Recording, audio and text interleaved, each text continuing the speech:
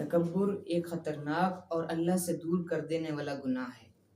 تکبر کرنے والے کو اللہ تعالیٰ کی طرف سے رجوع اور توبہ کی توفیق بہت ہی کم ملتی ہے، اور یہ وہ پہلا گناہ ہے جس کا ارتکاب شیطان نے کیا۔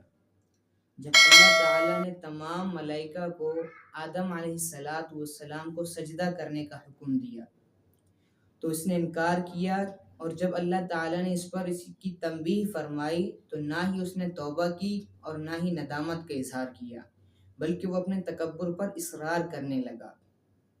چنانچہ اللہ تعالیٰ نے اسے جنت سے نکل جانے کا حکم دیا، اور یوں وہ قیامت کے دن تک اللہ تعالیٰ کی لعنت کا مستحق ٹھہرا۔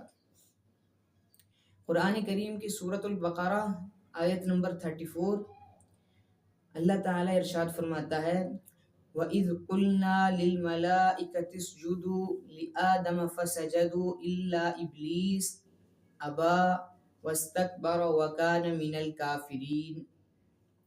When we said to the angels, prostrated before Adam, so they prostrated for Iblis. He refused and was arrogant and become of the disbelievers. اور جب ہم نے تمام ملائکہ کو آدم علیہ السلام کو سجدہ کرنے کا حکم دیا تو سب نے سجدہ کیا سوائے ابلیس کے۔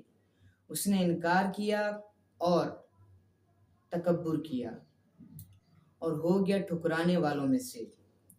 اسی طرح صحیح مسلم کی حدیث نمبر 91 اللہ تعالیٰ کے رسول صلی اللہ علیہ وسلم کے ارشاد گرامی ہے، حضرت عبداللہ ابن مسعود رضی اللہ عنہ سے روایت ہے، وعن عبداللہ ابن مسعود رضی اللہ عنہ قال قال رسول اللہ صلی اللہ علیہ وسلم لا يدخل الجنة من كان في قلبه مثقال حبة من خردل من كبر.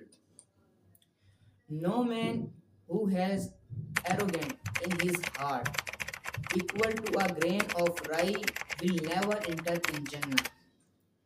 حضرت عبداللہ ابن مسعود رضی اللہ عنہ سے روایت ہے کہ اللہ کے رسول صلی اللہ علیہ وسلم کے ارشاد گرامی ہے کہ جس شخص کے دل میں رائی کے دانے کے برابر بھی تکبر پایا گیا تو وہ شخص جنت میں داخل نہیں ہو سکتا۔